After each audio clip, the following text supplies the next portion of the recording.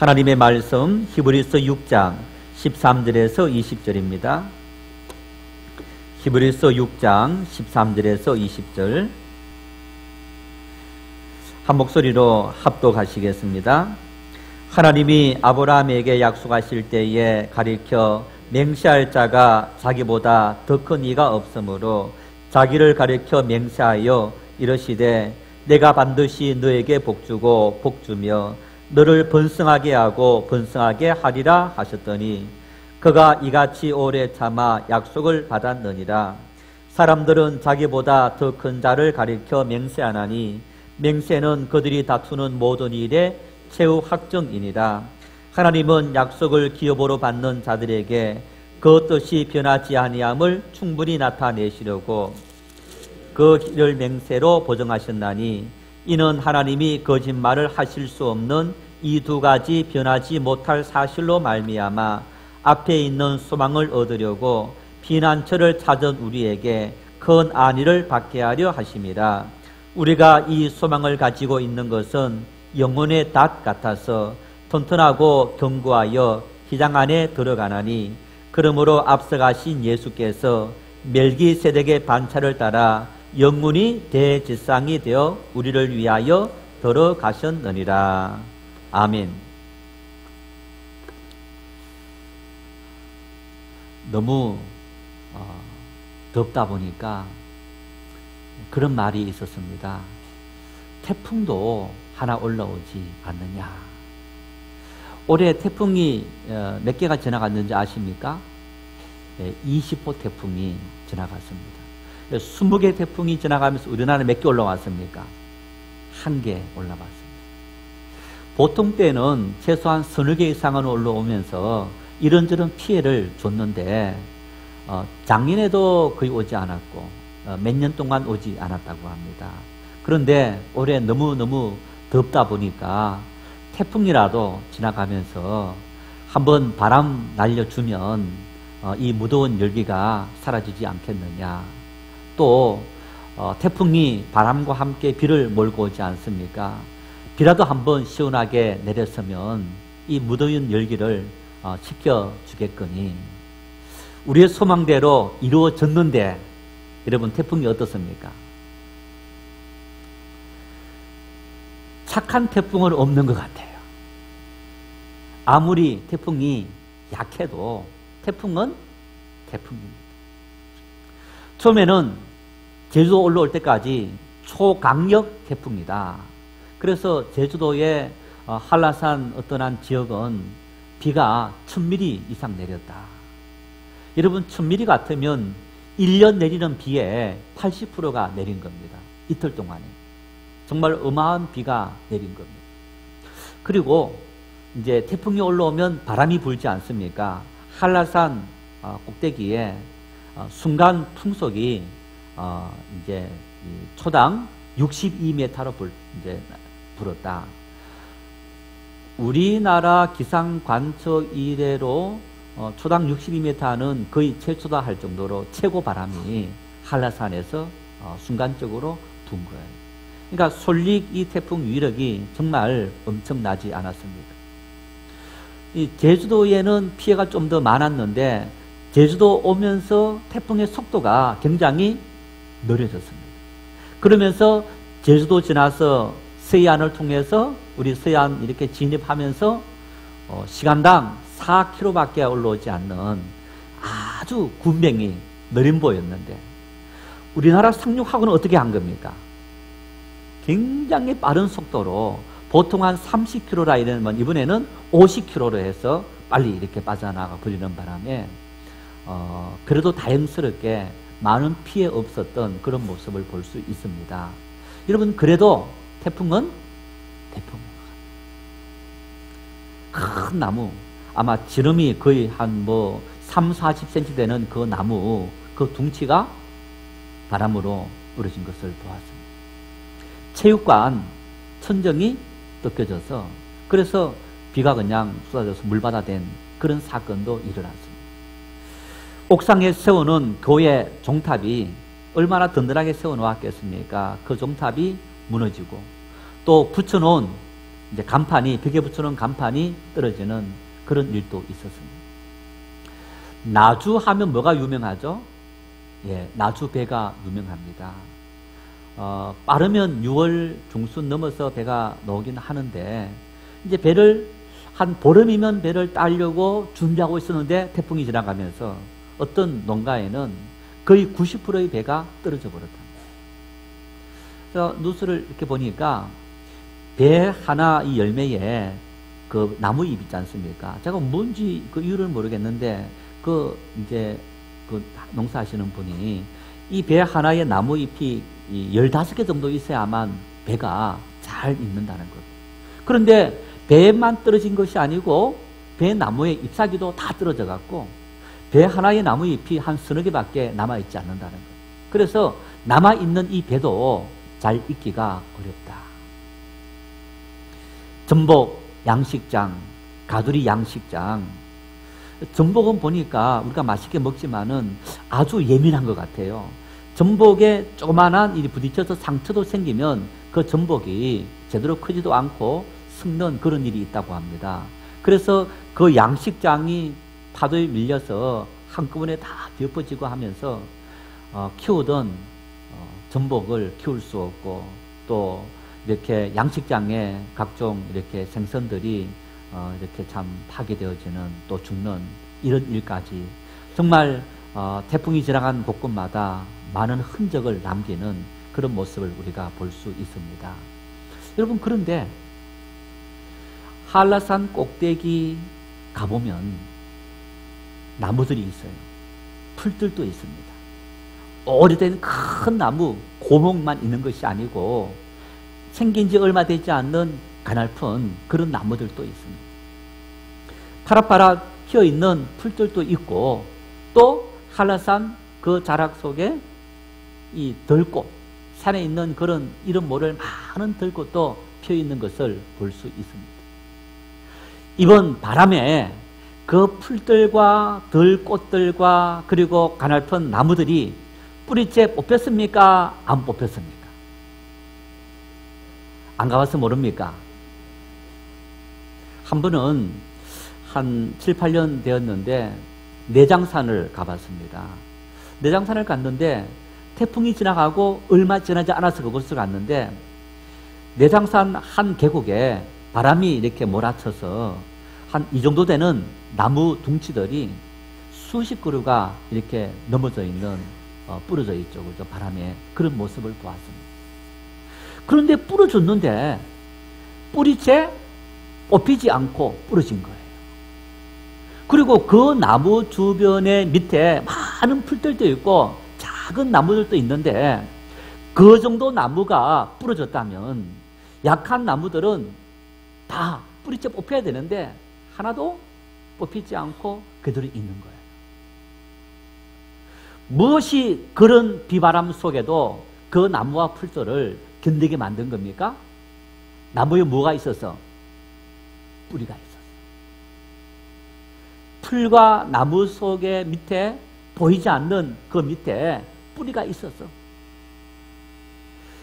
순간 이 풍속 62m라는 엄청난 바람이 불어도 그 바람 속에 큰 나무 덩치가 부러지는 어떤 그런 위력이 있어도 아주 약한, 위로 봤을 때는 정말 약하지만은 그 뿌리를 땅에 받고 있는 풀과 나무와 꽃들 거의 뽑히지 않고 그 비바람을 견딘 것을 우리는 볼 수 있습니다. 정말 엄청납니다.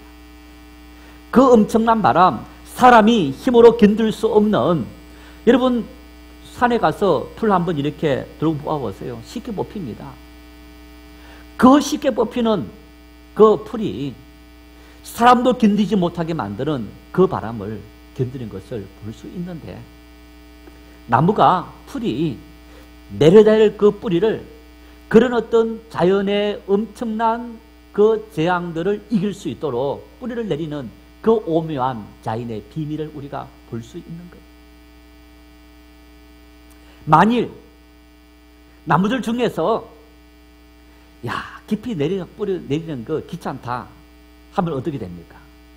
아마 이 비바람을 견딜지 못했을 겁니다.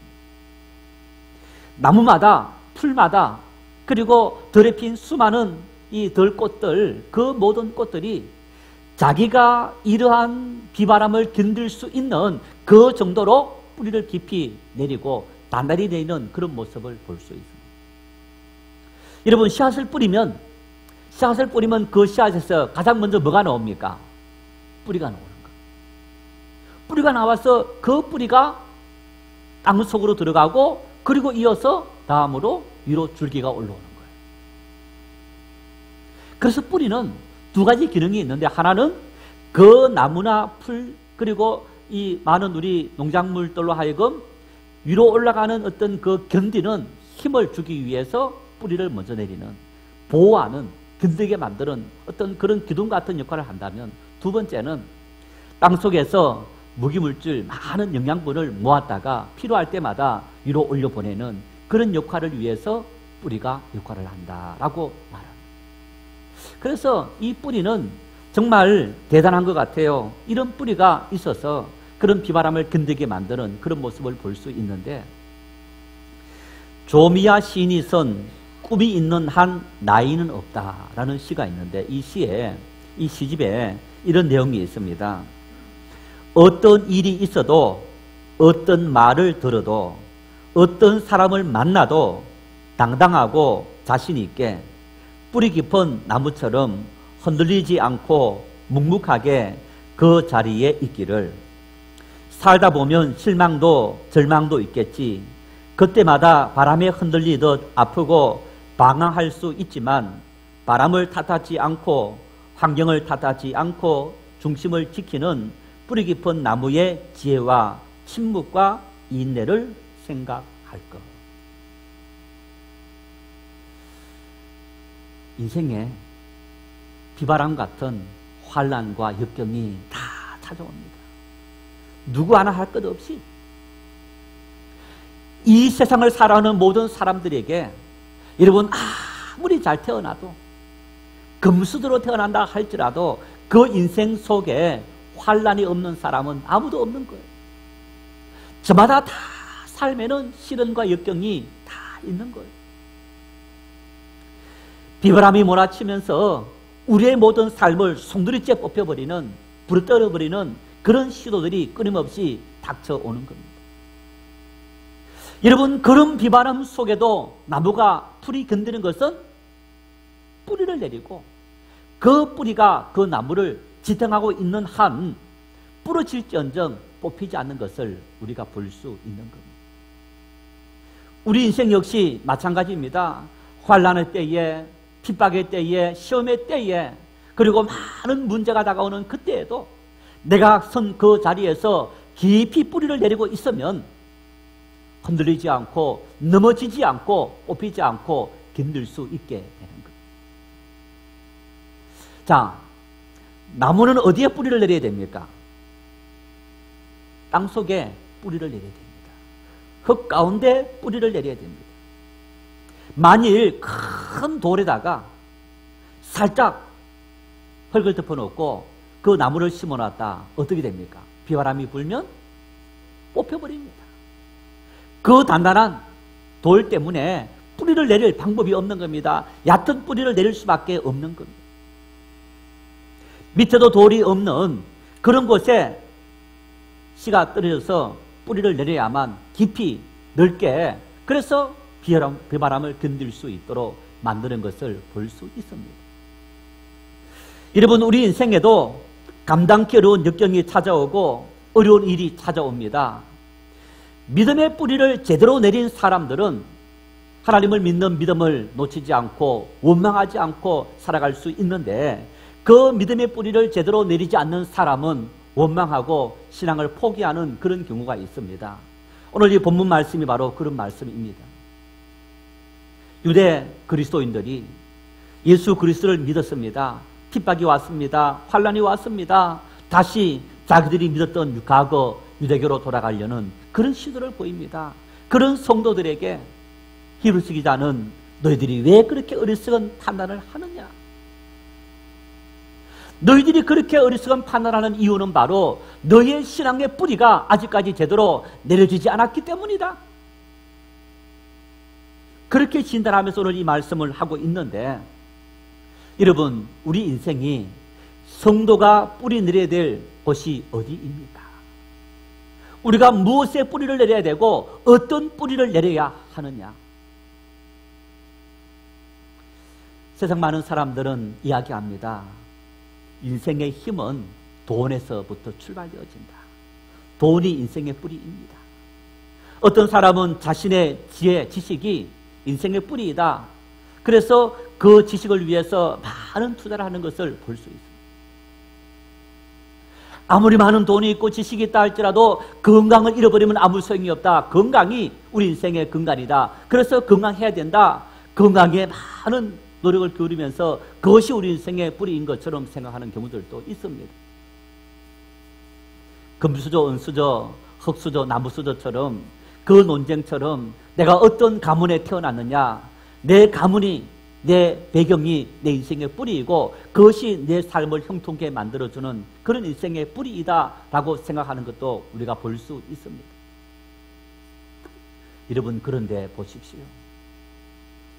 개천에서 용나는 것처럼 좋은 환경에서 태어나지 못했지만은 수많은 시련 역경을 딛고 성공적인 삶을 살아갔던 수많은 믿음의 영웅들을, 또 우리 주변의 위인들을 우리가 볼 수 있습니다.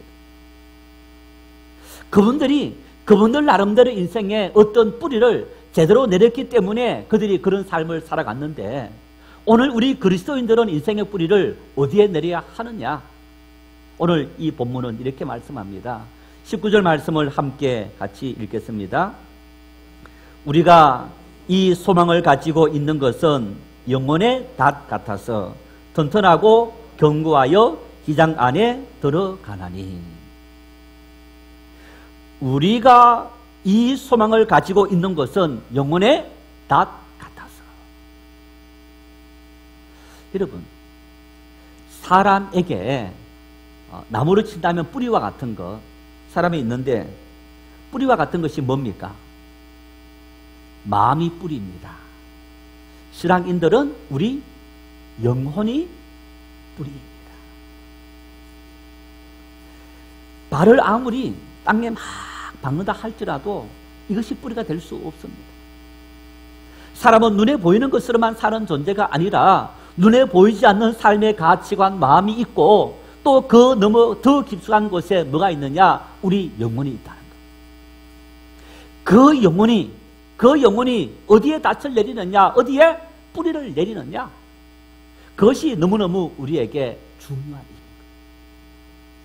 영혼이 뿌리를 제대로 내리지 못하면 인생은 허망하게 넘어질 수 있지만은, 영혼이 뿌리를 제대로 내린다면 그 인생은 어떤 비바람과 그리고 세찬 그리고 풍파 속에도 넘어지지 않고 살아갈 수 있는 힘과 능력을 얻게 된다고 말씀하고 있는 겁니다. 이 말씀 속에 이렇게 말합니다. 우리가 가지고 있는 이 소망이 영혼의 닻이다. 이 소망이 영혼의 닻이다. 여러분, 닷 아시죠? 다 보셨죠? 배를 이렇게 안 타셔서 다 모르시나? 배 앞에 보통 이렇게 보면 이렇게 갈고리처럼 생긴 닻이 있지 않습니까? 그 닷도 종류가 아주 다양한 것 같아요. 이제 요즘은 새로 닻을 만들지만은 옛날에 저희들 어렸을 때 바닷가에서 이렇게 작은 배를 타고 낚시할 때 닻을 내립니다. 뭘로 닻을 만드는지 아세요? 돌멩이로. 큰 돌멩이 이렇게 그물로 사서 묶어갖고 배에 얹었다가 이제 그걸 내려놓는 겁니다. 그러면 그거 내려놓으면 배가 그 이제 끝 내려 있는 그 주변을 이렇게 이제 바다 물길 따라서 돌지만은 그래도 다른 곳을 가지 않고 머물러 있는 것을 우리가 볼 수 있습니다. 배가 크면 클수록 큰 닻을 사용하는 것을 볼 수 있고, 또 지금은 이렇게 쇠를 만들어서 그 닻을 아주 든든하게 고정하는 그런 모습을 우리가 볼 수 있는데, 닻이 바로 배가 떠내려가지 않도록, 흔들리지 않도록 고정하는 그런 역할을 하는 것을 볼 수 있습니다. 여러분, 그렇다고 그 닻을 내리면 배가 떠내려가지 않지만은 흔들리기는 하는 거예요. 비바람이 불고 풍랑이 일면 흔들리기도 하고 하는 그런 모습을 우리가 볼 수 있습니다. 우리 영혼의 닻이 인생배라는 이 배가 영혼의 닻을 깊이 뿌리를 내려야 되는데, 그 뿌리를 내리면 비록 시련 속에 세파 속에 흔들릴 수는 있지만은 뽑히지 않고 생존하고 그리고 살아남을 수 있다는 사실을 오늘 우리에게 말씀을 하고 있는 겁니다. 그렇다면 우리 인생의 닻, 우리가 내려야 될 그곳이 바로 소망이다라고 말했는데, 이 소망이 무엇을 의미합니까? 이 19절 말씀 앞에 이런 이야기를 합니다. 13절 이하에 아브라함에 대해서 이야기를 하면서 이런 말씀을 합니다. 14절 말씀을 함께 읽겠습니다. 이르시되 내가 반드시 너에게 복주고 복주며 너를 번성하게 하고 번성하게 하리라 하셨더니,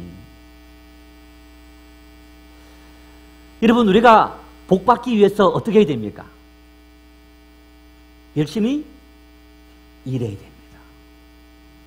열심히 노력해야 됩니다.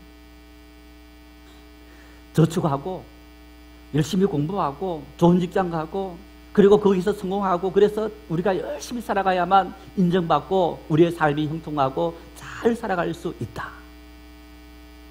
세상 모든 사람들이 가지고 있는 성공의 원리이고 삶의 원리인 겁니다. 그런데 오늘 이 말씀 속에 14절 본문 속에 이르시되 내가 반드시 너에게 복주고 복주며 너를 번성하게 하고 번성하게 하리라. 이 말씀은 하나님께서 아브라함에게 주신 말씀인데, 창세기 12장 2절에 이렇게 말씀합니다. 함께 읽겠습니다. 내가 너로 큰 민족을 이루고 내게 복을 주어 내 이름을 창대하게 하리니 너는 복이 될지라. 하나님께서 아브라함에게, 아브라함아 내가 너를 불렀다. 그리고 내가 너를 보낸다. 너가 내 말을 순종하면 내가 너에게 복을 주고 내 이름을 창대하게 하고 너는 복이 되겠다. 여러분, 하나님께 주신 이 말씀 속에 아브라함아 너가 열심히 노력하면 내가 너에게 복을 주고, 내가 열심히 노력하면 너는 창대하게 되고 너는 많은 사람에게 존경을 받는 그런 삶을 살게 된다라고 말씀하지 않고 어떻게 하신다고요? 내가 너에게 복을 준다. 내가 너에게 복을 주고 내가 너를 창대하게 하고 내가 너로 하여금 복의 거른이 되도록 하겠다. 누가 복을 주시는 겁니까? 하나님께서 복을 주신다. 하나님께서 복을 주신다. 여러분, 믿음이라는 것은 내 힘과 내 능력으로 살리는 것을 내려놓고 하나님의 은혜로, 하나님의 능력으로, 하나님의 사랑으로, 하나님의 도우심으로 살겠습니다. 이게 바로 믿음인 거예요.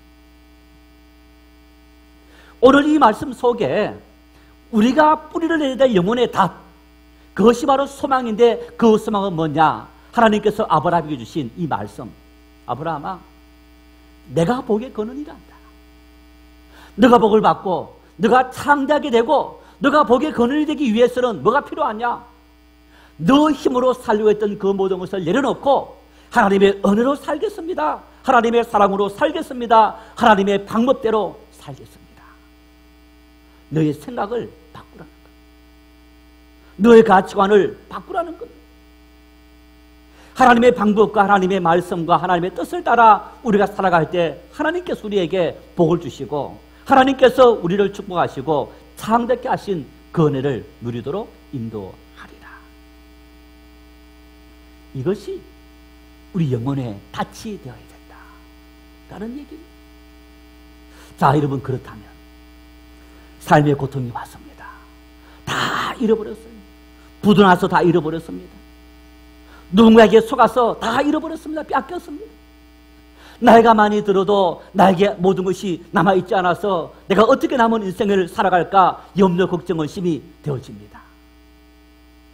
한숨을 푹푹 쉬면서 하나님, 내 인생을 왜 이렇게 만들었습니까? 원망하고 그리고 고통스럽게 시름 속에 살아가는 그런 삶을 살아가야 되겠습니까? 하나님 감사합니다. 나를 바라보지 않고 나를 의지하지 않고 하나님을 의지하고 주님을 바라볼 수 있는 그런 믿음의 사람으로 인도해 주시니 감사할 수 있기를 바랍니다. 그게 믿음. 그것이 바로 소망이 영혼에 닫힙니다. 고백하는 이 고백입니다. 유대 그리스도인들이 로마 제국의 핍박이 왔습니다.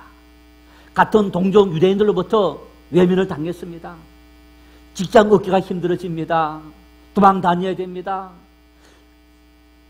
가족들을 잃어버리고 친지를 잃어버리고 형제를 잃어버리고 이웃을 잃어버리는 그런 외로운 상태 속에 빠져가는 그런 삶 속에서 제어할 수 없는 그런 환경이 되었습니다. 여러분, 그런 중에도 염려하지 말아라. 왜? 하나님이 너의 힘이 되시고 하나님이 너의 양식이 되시고 하나님이 너의 이웃이 되시고 하나님이 너의 가족이 되시기 때문이다. 이것이 바로 하나님을 바라보는 소망 가운데 있는 사람이 뿌리 내려야 될 영혼의 밭이란다. 성도 여러분, 내 신앙은 어떠합니까? 내 신앙은 하나님의 이 약속의 말씀 위에 뿌리를 내리고 있습니까? 하나님께서 복의 근원이 되시고 내 손에 아무것도 남아있지 않다 할지라도 내 환경 속에 아무것도 남아있지 않다 할지라도 하나님이 함께 하신다면 나는 그것으로 감사하고 만족하고 기뻐하며 할렐루야 찬송하며 살아갈 수 있습니다. 고백하며 살고 있습니까? 병이 찾아와서 우리를 힘들게 만들고 가난 때문에 이런저런 노안 때문에 힘든 일이 생기고 자식이 속을 썩일 때 힘들 때 한숨을 푹 쉬면서 절망하고 고통합니까? 그런 중에도 하나님을 바라볼 수 있기를 바랍니다. 그런 중에도 주님을 의지할 수 있기를 바랍니다. 주님은 우리로 하여금 그런 환경 속에 주님을 바라보고 주님을 의지하라고 우리에게 말씀하고 있기 때문입니다. 15절 말씀을 같이 읽겠습니다. 그가 이같이 오래 참아 약속을 받았느니라.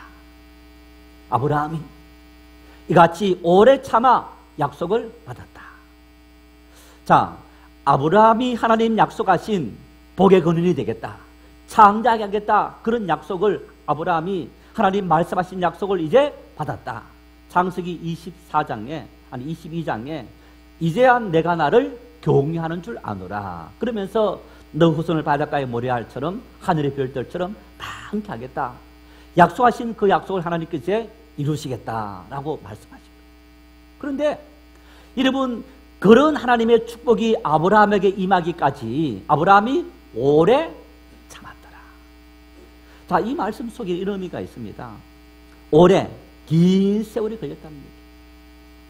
아브라함의 한평생이 이 삶 속에 있는 겁니다. 75세 때 부름을 받았고, 그리고 하나님의 이 약속은 110세가 넘었어야 이루어졌던 것을 우리는 볼 수 있는데 40년, 50년의 긴 세월이 지나서 하나님의 약속이 아브라함에게 이루어진 것을 볼 수 있습니다. 그런데 보십시오. 오래 참았더라. 참아야 하는 그런 인생의 절망이 왔더라는 얘기입니다. 고통이 왔더라는 얘기입니다. 참을 수밖에 없는 그런 여러 가지 힘든 일이 왔더라는 얘기입니다. 하나님께서 아브라함을 형통하게 잘 풀리게 만든 것이 아니라 그 삶에 수많은 시련 역경이 찾아와서 참고 인내하고 내 생각과 내 방법을 다 내려놓고 전적으로 하나님을 의지하는 여러분, 그런 믿음의 사람이 되기까지 아브라함을 콘으로 몰고 간 하나님의 모습을 볼 수 있습니다. 그런 수많은 역경이 왔지만은 원망하지 않고 내 하나님이 어디 있느냐고 사람들이 말할 때에 우리가 함께 동조해서 내가 믿는 하나님 어디 계십니까? 원망하지 않고 이 속에 하나님의 뜻이 있고 하나님의 생각이 있고 섭리가 있음을 나는 믿습니다. 그 믿음을 가지고 하나님을 바라보고 그 하나님 앞에 모든 것을 맡기는 그 삶을 살아갔더니 하나님께서 이제 때가 되었다, 내가 너를 축복하겠다 라고 말씀해 주셨다는 이 말씀을 우리가 볼 수 있습니다.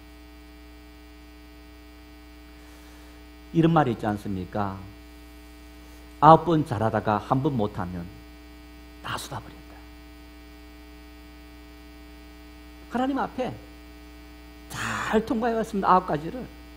이 한 가지만 통과하면 될 텐데 그 한 가지를 통과하지 못해서 하나님의 그 어떤 기준에 패스하지 못하는 어리석은 많은 일들이 우리에게 일어난다는 것. 끝까지 참을 수 있기를 바랍니다. 끝까지 인내하시기를 바랍니다. 끝까지 나는 죽었다. 나는 죽었다. 내 생각과 내 방법과 내 자존심과 내 모든 것은 다 죽고 끝까지 주님을 바라보겠습니다. 여러분 그렇게 주님을 바라볼 수 있기를 바랍니다. 왜냐하면 야고보서 1장 2절 4절에 이렇게 말씀합니다. 함께 읽겠습니다. 내 형제들아 너희가 여러 가지 시험을 당하거든 온전히 기쁘게 여기라. 이는 너희 믿음의 시련이 인내를 만들어내는 줄 너희가 알미라. 인내를 온전히 이루라. 이는 너희로 온전하고 구비하여 조금도 부족함이 없게 하려 함이라. 형제들아 시련이 임하면 시험이 임하면 그 시험을 도리어 기쁘게 맞이해라. 왜? 시험은 우리를 연단하는 도구라는 것. 불로 철을 연단해서 단단하게 만들고 금을 연단해서 금을 재련하는 것처럼 시련을 인생을 연단하는 하나님의 방법이라는 얘기입니다. 그래서 내가 하나님께서 쓰심에 합당한 사람, 하나님께서 복을 주심에 합당한 사람이 되기 위해서 하나님은 우리에게 뭘 주시느냐? 시험을 주신다. 시련을 주신다. 고통을 주신다. 여러분 그래서 내가 감당할 수 없는 그런 시련과 고통과 역경의 때마다 하나님의 뜻이 어디 있습니까? 하나님의 뜻이 이루어지는 줄 믿습니다. 그 믿음을 가지고 하나님 앞에 모든 것을 다 맡길 수 있는 그런 믿음의 사람들이 될 수 있기를 바랍니다. 하나님은 우리를 얼마나 사랑하셨는지 우리가 이 길 가는데 전혀 걱정하지 않고 염려하지 않아도 될 그런 길을 보여주신 겁니다. 우리 본문 20절을 같이 읽겠습니다. 거리로 먼저 가신 예수께서 멜기세덱의 반차를 따라 영원히 대지상이 되어 우리를 위하여 들어가셨느니라. 거리로 먼저 가신 예수께서, 다시 말하면 예수님은 우리의 안내자이시다. 우리의 길잡이이시다. 여러분 예수님께서 이 땅에 오셨고 예수님께서 십자가 그 고통의 길을 걸으신 그 모든 것들은 바로 우리 모든 하나님의 백성들의 안내자, 선구자, 길잡이가 되시기 위해서 예수님께서 이 땅에 오셨다. 간혹 겨울에 눈 덮인 산을 가서 추락하는 그런 사고를 당하는 분들이 많이 있습니다. 이제 전문 용어가 있는데 이렇게 산이 있다면 산에 눈이 이렇게 내리면 그 눈이 얼음이 되어서 밑에 얼음이 되고 이 절벽인데 이 처마가 나오는 것처럼 눈 처마가 있어서 눈이 덮였을 그때는 그 눈 처마가 마치 땅인 것처럼 걸어갔다가 그것이 이렇게 사람이 올라가면 이제 이렇게 무너져서 추락하는 그런 경우들을 종종 볼 수 있습니다. 그런 경우들을 피하기 위해서 뭐가 필요하냐? 그 산을 잘 아는 사람이 안내자가 되어야 돼요. 늘 산을 오르내려고 하는 사람이 분명히 이 산은 요 정도인데 이 눈으로 말미암아 눈처마가 생겼구나 하면서 그 처마를 피해서 올라가고 그리고 그 길을 쫄쫄 따라 올라가야만 제대로 산을 오를 수 있고 안전하게 오를 수 있는 것.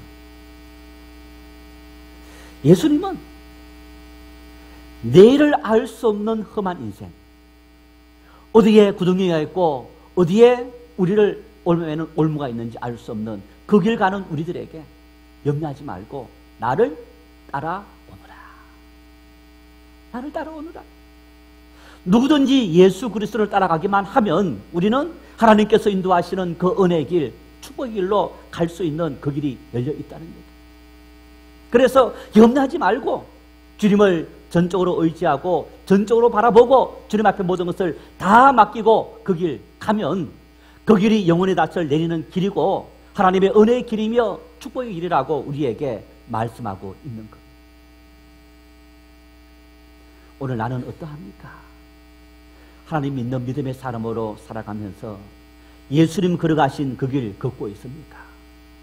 예수님 걸어가신 그 길 그대로 따라가고 있습니까? 주님이 나를 쫓아오라고 말씀했지만은 주님 아닙니다. 나는 내 길 가겠습니다. 내 방법대로 가겠습니다. 아니 이렇게 가면 빨리 갈 수 있는데 왜 주님 그렇게 돌려가십니까? 하면서 내 길 가십니다. 그 길은 사망의 길입니다. 죽음의 길입니다. 구덩이가 있습니다.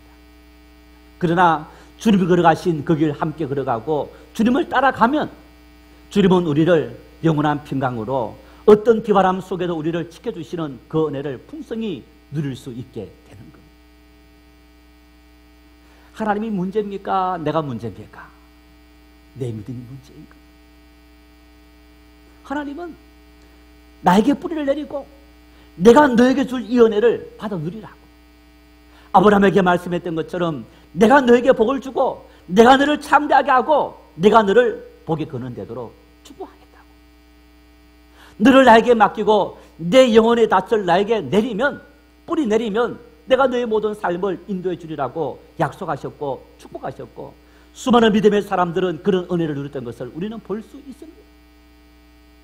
내 시선을, 내 마음을 하나님의 말씀에 집중하고 믿음의 사람들이 걸어갔던 그 길을 우리 함께 걸어가면서 하나님께서 내 인생에 복의 근원이 되시고 축복의 근원이 되시고 삶의 원동력이 되시고 근원이 되신다. 여러분, 그런 은혜를 누릴 수 있는 믿음의 축복이 우리 모두에게 넘칠 수 있기를 바랍니다.